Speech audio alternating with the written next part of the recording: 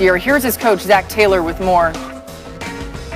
He's been in great spirits on the bus, on the plane, in the facility today. He's responded as well as he could possibly do it, and we've all noticed that. He was a tremendous leader for us, and he gave us a lot of energy, the way that he led the unit. And so, I can't be a robot coach and say that we're not going to be missing that, because we will. I'm expecting to make a full recovery and ready for the 2021 season. It's important to note that Taylor would not clarify whether he meant the start of the 2021 season or just at some point during the season. We bring in Adam Schefter now. What more do we know, Adam, about the injury at this point? Well, this was a worst-case scenario, Laura, for the Cincinnati Bengals, Joe Burrow, and the National Football League. Basically, he tore his ACL, he tore his MCL. He did suffer other damage to that knee that I do believe includes his PCL and the meniscus in his knee. He's going to undergo reconstructive knee surgery.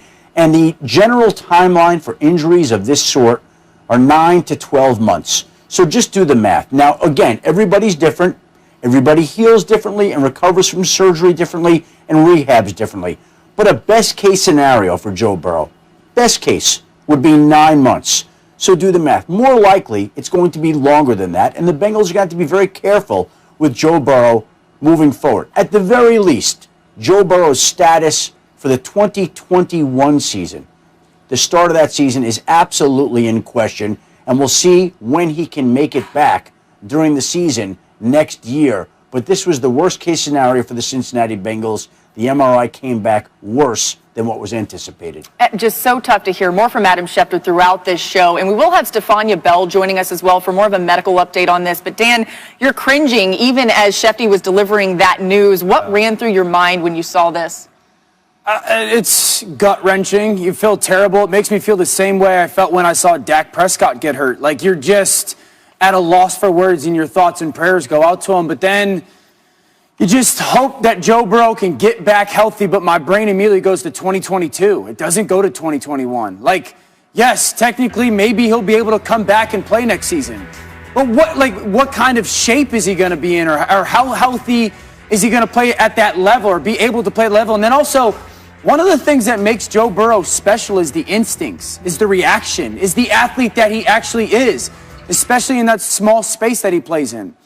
How is that going to impact that? Like, how is this injury going to impact his superpower, which is those instincts and reactions? And so it's awful. I feel terrible. Just hope and pray that he can come back to full strength. Covering him extensively in college and his journey even to become the starter at LSU and, of course, in that remarkable season, one thing remained the same for Burrow throughout all of that, and it was the toughness, the grit, the desire to compete. That will be applied to his rehab. I think you could look at this as, obviously, they got to make sure he's completely healthy, but the sooner probably more than the later for him coming back. He'll be so motivated to get back. All right, let's get back to Sunday Night Football, a showdown between the Raiders and Chiefs that came down to the wire. Dan Orlovsky, a rematch, of course, from Week 5, and the Raiders got the better of the Chiefs that time. But let's pick it up in the fourth. About 6 minutes left. First and goal there in Mahomes to Le'Veon Bell. Yeah, this is a great job by that offense, capturing the perimeter, getting out to Le'Veon Bell in space, and he finds the end zone touchdown, Chiefs. The Chiefs would regain the lead there later in the fourth. Little over 2 minutes left to play. First and goal. Jason Witten caused the false start penalty. Come on, Witt, you know better than that, but this is a great job of continuing to play for Derek Carr. Scramble. Witten goes to the back pylon. He sees it the same way as Carr and goes, you know what, I got to come back to the quarterback towards that front pylon. Touchdown Raiders. He redeems himself. The Raiders with the lead. 1:43 to play. Chiefs down by 3 there. And Mahomes to Mecole Hardman, a gain of 16 yards. That's first down. Next play, Mahomes to Kelsey. That's a good job of seeing that safety hang high to his left and finding the soft spot to Kelsey in the middle of the field. Just 34 seconds left. What would happen here for Mahomes? Once again to Kelsey. We know what's going to happen. We know that Patrick Mahomes is going to find somebody weapon-wise on that offense to create that touchdown for the Chiefs. It's an awesome job of him moving, keeping his eyes downfield, and finding Kelsey in the middle of that end zone. What a final 2 minutes of that game. Chiefs go on to win it 35-31, and Patrick Mahomes was unbelievable. But how about what he's done in the fourth quarter and overtimes this season, completing over 70% of his passes for over 8 yards an attempt, 10 touchdowns, a QBR of 96.4. That's the second highest QBR through 10 games over the last 15 seasons, trailing only Tom Brady's mark in 2007, just ahead of Tim Tebow's legendary run in 2011. So Dan, the thing is, the Raiders almost did enough to shut down Mahomes and beat the Chiefs for the second time. Why did they come up short? Where exactly did they fall short? Well, they've got the perfect formula, right? But like Brandy said, almost doesn't count. And it came down to a fourth down play and really that touchdown from Patrick Mahomes to Kelsey that wins the game for them. As well as the Raiders played, it wasn't good enough because they've got number 15, Patrick Mahomes, and Andy Reid dialing it up. And that's the difference between that football team and everybody else. No matter how good the Raiders can play and know how well they can operate their formula, it wasn't going to be enough. I'm just wondering, like, if anyone had placed a bet on the first person on NFL Live to quote Brandy, who would have picked Dan Orlovsky out of us? Look, I want to be clear about something. Patrick Mahomes, like, we shouldn't take him for granted. He's approaching that LeBron territory where we're so used to his excellence, we're kind of not impressed by it anymore, or we don't talk about it enough. Patrick Mahomes is incredible. The Chiefs won that game. But America knew that. I think what a lot of America didn't know is how well Derek Carr has been playing. He has been better this season than he was back in 2016 when he was being talked about as an MVP candidate before he got hurt. For a couple of reasons. One, he is airing the ball out. He is taking risks downfield, which is something that Raiders fans have been desperate for him to do. The other thing that jumps out to me, Ryan, is that he's been making plays out of structure. You saw that right here on the Witten touchdown. He was scrambling around back there, using his feet, keeping the play alive. This is a new Derek Carr, and it is why this Raiders offense is one of the scariest in the NFL.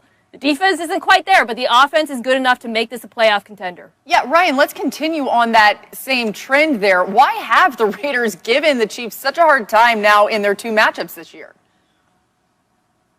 Well, listen, when you face unique excellence, you try to figure out a way to beat it. And if you're in the AFC West, you understand that the Kansas City Chiefs come to town and that they are going to score points. So what do? You figure out ways to score points. But most teams are like, we're going to stop them. The Raiders say we can win a shootout. They won a shootout in Kansas City early on in the season. And you saw last night that the Kansas City Chiefs really couldn't stop the Las Vegas Raiders. The only mistake this offense made was scoring a little bit too early and giving Patrick Mahomes the football back. I said early on in the season, I like the Pittsburgh Steelers in a playoff game against the Kansas City Chiefs, not necessarily to beat them, but to compete because they would have a quarterback that wouldn't be scared to look across the field and see Patrick Mahomes. You know who else isn't scared?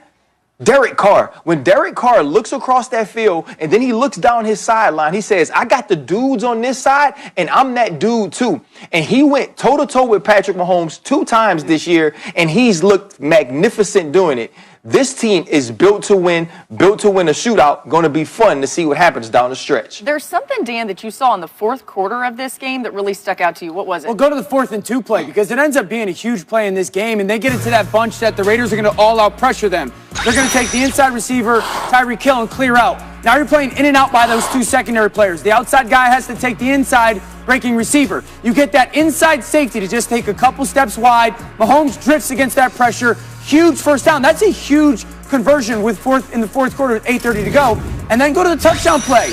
Jonathan Abram, how can we put him in conflict? Tyreek Hill, you go up top, run a go route. Travis Kelsey, you run the crossing seam. And this is what I love about Patrick Mahomes. Leave the pocket because you want to, not because you have to. Stare to the right, knowing top of the screen, top left corner, Abrams got to follow. He can't help himself. And you take that safety from that zone, you open it up, and Kelsey becomes the winning touchdown. Because Patrick Mahomes can do that stuff. He's the difference maker in that football game. Yeah, this game featured 4 lead changes in the fourth quarter alone, including 2 go-ahead touchdown passes in the final 2 minutes. It was wild. Yeah. Maybe we'll see more of that tonight on Monday Night Football. All right, breaking news right now on a couple of fronts. Adam Schefter, what else can you tell us?